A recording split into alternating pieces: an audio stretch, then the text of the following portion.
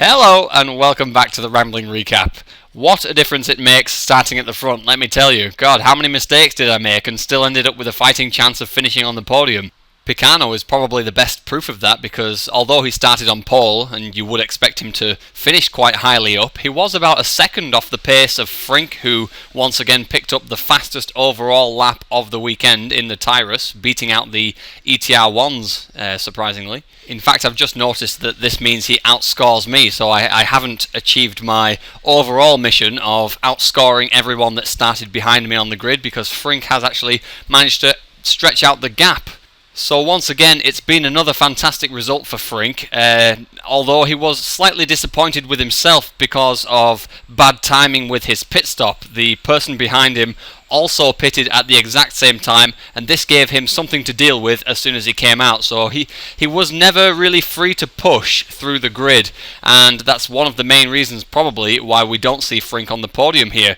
Awes7 realises how lucky he was because, like you saw, he spent most of the race in fourth just observing the battle between me, G-Gamer and Picano, but ultimately when we all came round to take our pit stops, it was Awes who came out on top.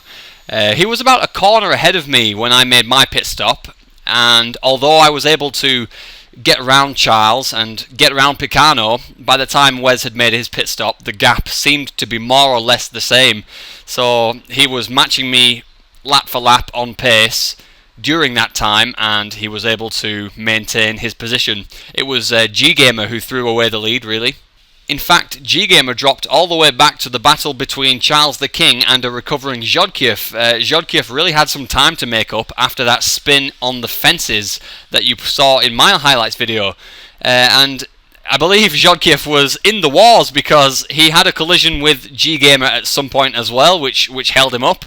And then later on, after Zhodkiev had pushed on from G-Gamer, he got into blows with Charles the King as well, and G-Gamer was able to pick them both off for 6th, but because G-Gamer felt a little bit guilty and at fault for his collision with Zhodkiev earlier on, he decided to pull over right at the end to surrender 6th and give the position back to Zhodkiev, but because, of course, he was still battling with Charles, that meant G-Gamer gave up 2 positions, so a very generous move there from G-Gamer at the end to go from 6th to 8th when he didn't really need to, but it's really encouraging to see the levels of respect being given between the drivers.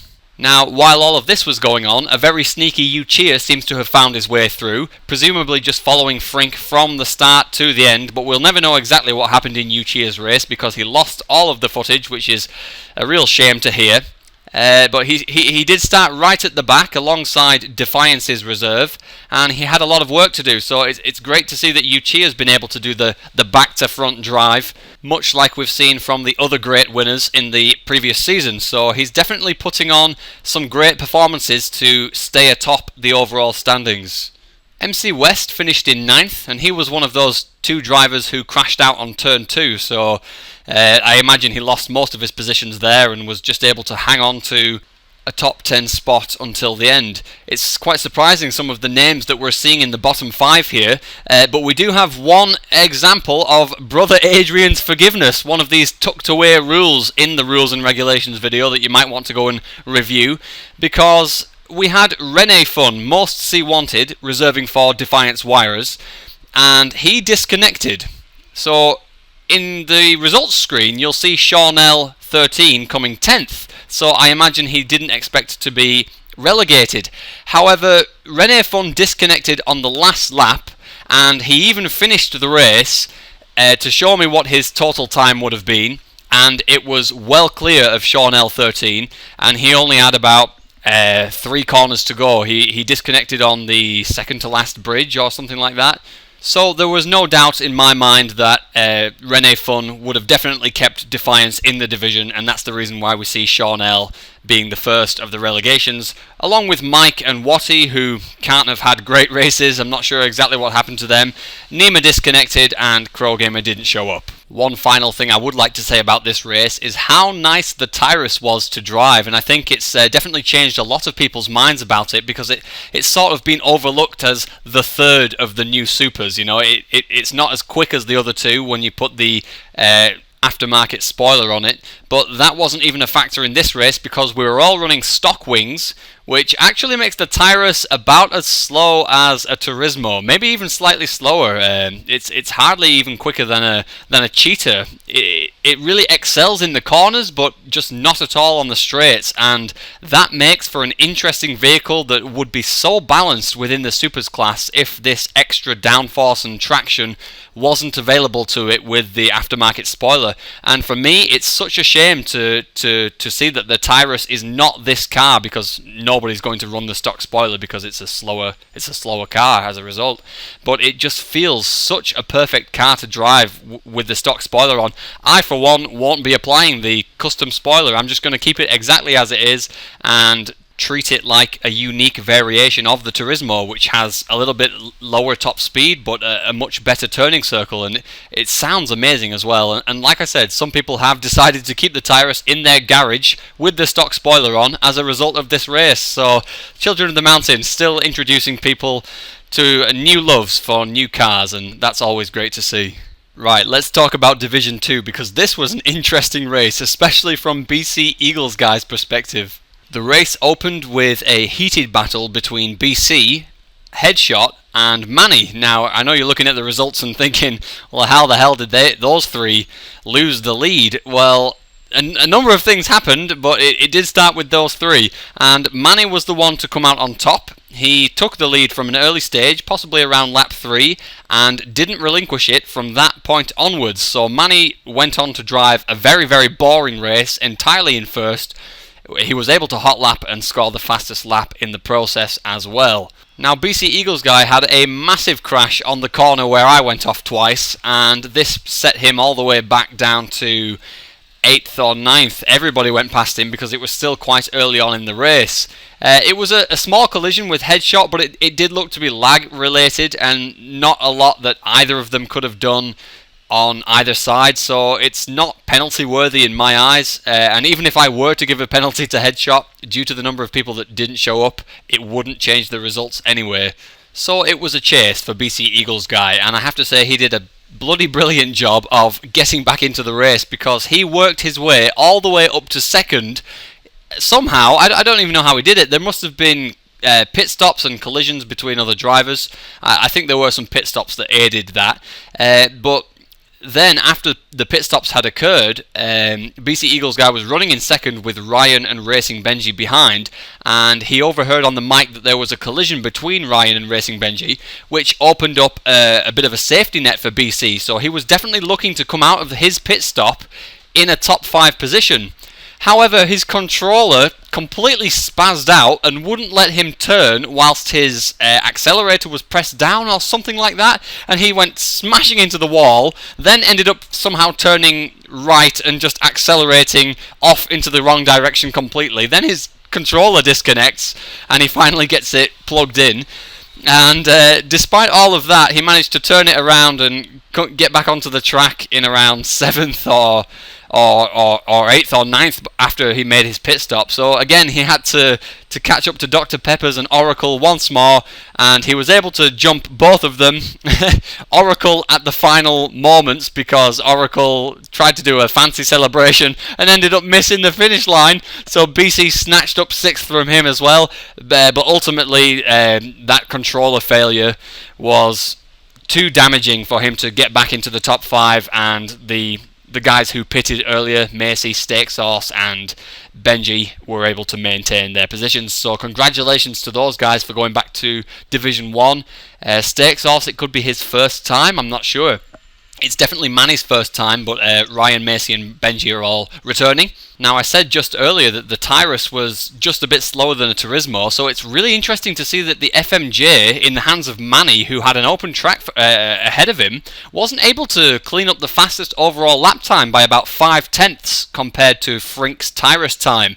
Because the FMJ certainly has the top speed advantage over the Tyrus, and basically has the same turning capabilities, perhaps just losing out slightly to the insane downforce of the Tyrus.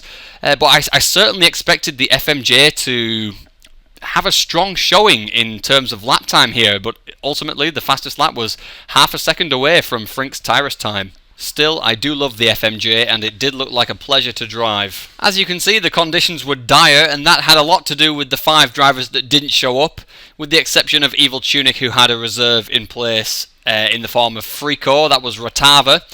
Now, that meant that I had to decide who was going to be relegated between a disconnecting Ratava and a disconnecting Headshot. Now, the simple solution would have been to relegate them both and just have an extra promotion from Division 3, but you're going to see in a moment that that would have been impossible because the conditions were even more dire over there. So one of them had to be relegated, and although Headshot was the first to be disconnected and Ratava drove a further distance for Evil Tunic, I chose to extend the powers of Brother Adrian's forgiveness in that Headshot was by far and away gone in terms of track position compared to Ratava, and it was highly unlikely that he was going to lose that second place to Ratava, who was driving in last place, even behind Gaming Easter Egg at the time. So that's one reason why I chose Tunic, but the other would be that I would prefer to give the privilege to he who actually showed up as opposed to the absent driver. As I say, I always try to reward the active drivers in this league, and that's another reason for it. Skrazor was still on holiday, so we expected him to go, but it's a pity that we didn't hear anything from UFO driver in terms of reserves, because it's rare to see UFO driver fall so far. He's spent so long in Division 1 and now he finds himself in Division 3. FBIS Source has been on the climb as well, so it's a pity to see him go too. Whereas Digster Pop just sort of comes and goes. Sometimes he shows up, sometimes he doesn't. In this particular week he was just happy to fall down to Division 3, so there we are there. When it comes to Division 3, I really don't have a lot to say because there were so many no-shows, and I remember watching one video from this race, but now I can't seem to find it on YouTube. I have no idea where it's gone. No, never mind, scratch that. I've just found it. It was Tyler Durden's video. He was substituting for 80 Horse, and I remember it because I remember giving the 5-second penalty to Mo Youngstar as a warning for a bit of an aggressive overtake in which he spun the rear of Tyler Durden and then completed the overtake and didn't wait for it. So it was a bit of an overly aggressive pass, and so the 5 seconds serves as a warning in that case. But apart from that, and despite the low number of drivers that showed up to this race, it was pretty decent. Like, I'll leave the link in the description so you can check out 80's highlights. They're really short, just 5 minutes to get the general idea of what happened in this race. And as you can see, it was dominated by the reserves, bar Rene Fun, who cleaned up with the win and the fastest lap, scoring way more points than his competitors in this division as a result. But clearly the big story here are the 5 names who are going through to Division 2 as a result of merely showing up. Thank you to Mo Youngstar, Rene Fun, Dawson, the Gonzo, and It's Connor. Particularly Gonzo and Connor. I can't imagine they ever imagined beating Crazy Chris, Mini Temper, and Dylan in a race. But today is that day. Nah, but seriously, I would like to address something that the Gonzo said, and he said that he didn't deserve to be in Division 2 and he didn't want to be there if he hadn't earned it, but no, not at all. You have earned it on merit of being an active driver, whereas others didn't show up to an organised event. Like, I understand that people can't attend one race every weekend, and that's a bit of a strain on people's social lives, and Jakey had internet problems once again, which is why he's been exempt from mass relegation here. But, you know, I'm sure that some of these drivers could have attended if they really wanted to, and they didn't organise reserves, so for that reason you have certainly earned your promotion. So, to Dawson, Gonzo and Connor in particular, enjoy your time in Division 2 and pick up as many bonus points as you can in the next race. Anyway, with 6 people going down from Division 3, that meant 6 drivers were coming up from Division 4, and that saw the likes of Double Duo and KK Fiteni getting promoted, although they finished in 8th and 9th. So it's got to be quite heartbreaking for Shady Fruit, who started on pole position and fell all the way down to 10th. Now, although he was exempt from elimination due to the amount of no-shows, and it was quite a poor week in that regard, quite a few no-shows across the board in all of the divisions, Shady Fruit just didn't quite make the cut, although he did manage to finish the race just before the timer ran out, so there is some small victory to be celebrated there. Like you've seen in the highlights video, the race was wrapped up by Captain Nerds with a dominant performance. He was even able to pit in first, come out in first, and picked up the fastest lap of the race, but he's a reserve, so he's not scoring the bonus purple points. In fact, his lap was a 204 point something low. 204.3 I think, so that's just 2/10 off Frink's Tyrus time, and probably the second fastest lap recorded at the weekend. So there's some testament to the skill of Captain Nerds. We'll certainly expect to see what he's capable of as his name rises to the top of the waiting list.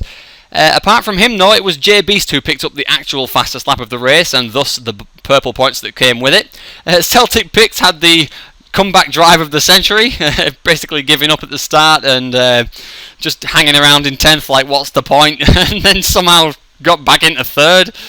It was interesting to see the cracks emerging in Lano Lourenco's driving. He was reserving for Robomac. For the longest time he had second place held down, and I thought for sure that he was going to finish second, but after a series of chokes, maybe 4 crashes in one lap, he suddenly found himself being pressured by the likes of J Beast and ultimately Celtic Picks, and he ended up in 4th for Robomac 100, so even the race veterans succumb to the pressure from time to time. We say goodbye to Jay Santos, Mighty Gunners and DG for not organising reserves, and as JT and Paramedic didn't respond all week and still haven't got back to me, then their names are being taken off the waiting list. Kai Sachs was the big point scorer then at the end of the weekend, thanks to Captain Nerds, but we also saw a nice chunk of points going towards the Jamaican Wagwan team. Let's never do that again. J Beast and Celtic Picks, newfound commissioners, I believe, of the Sweat Racing crew, which is just taking its shape at the moment. But with that in mind, we can probably expect big things from these two now. They're taking the league a little bit more seriously, and we can see truly how high they're able to climb. Shall we talk about the standings? I think we shall. Well, would you look at this. Things are getting tense at the top with that big victory from AWES 7 on his own track, pulling through when it counts to overtake Frink by 1 point as Frink extends his gap from Uchia at the same time. All the while, Manny aka YOLO makes his presence known with that dominant Division 2 win, and I'm trying to hang on. You know, that's quite a big jump from where I was in the previous week, and now I'm mixing it in there with Charles and Jodkiev after an incident-filled race. That certainly helped me insert myself into the overall championship picture, but there's still a considerable climb to go. I've just got to make sure that I finish this next race in front of those 5 guys who are ahead of me before we head into the mid-season break. I have to say though, this table is already starting to resemble last season's table in terms of which crew the top drivers are from. I mean, just to read the list down, we've got Perf, Sweat Racing, Non-Contact, Perf, me, Perf, Nodo, Xbox, Non-Contact, Sweat Racing, Non-Contact, Sweat Racing. So all the Sweat Racing guys, they're all right there, but ultimately it's the Perf guys on top, and it's going to take some more pace for these guys to catch up. The challenge is being laid down each and every week. If we keep going, we've got Met Ryan, Sweat Racing, Evil Tunic, Nodo, Nima is probably the highest ranked Apex driver there. Then we've got Perf, Nodo. So all the Nodo guys come in around there in the mid-table there between 21st and 24th. So yeah, it's gonna take a bit of a resurgence from these drivers from these other crews to topple the Perf guys, because right now they are dominant. All apart from position 34, right down there we see Headshot. I mean, this guy finished 3rd in Season 1, 3rd, ahead of AWES 7 who's currently leading. So what a horrible time Headshot is currently having. I don't know what's wrong with his driving at the moment, but the talented driver from Germany just cannot hook a race together. Obviously disconnections have played a major part in that, and that's also the reason we see UFO driver in 39th and Crazy Chris in 40th, not for disconnection's sake, but as in this week's case, not showing up to the race, and that really has hindered them in terms of overall points, as everybody else has been picking up the bonus divisional points. So what's it going to take for the likes of Crazy Chris, UFO driver and Headshot to get themselves back into this competition? Well, first they've got to make it to Division 1, because that's where they'll find the reverse grid order start based on points. points, and from there, if they continue to start in first position, they've got every chance of catching up to the top guys once again. That's exactly what my objective is at the moment. I've never started with so few points, and I'm just making it my objective now to keep everybody that starts behind me throughout the race. Let's see if I can do it as we head in towards race 4. That's going to wrap up the rambling recap for now, guys. Thanks for tuning in. I hope you enjoy it. Verging on 19-20 minutes here. God. I will see you in the next highlights video.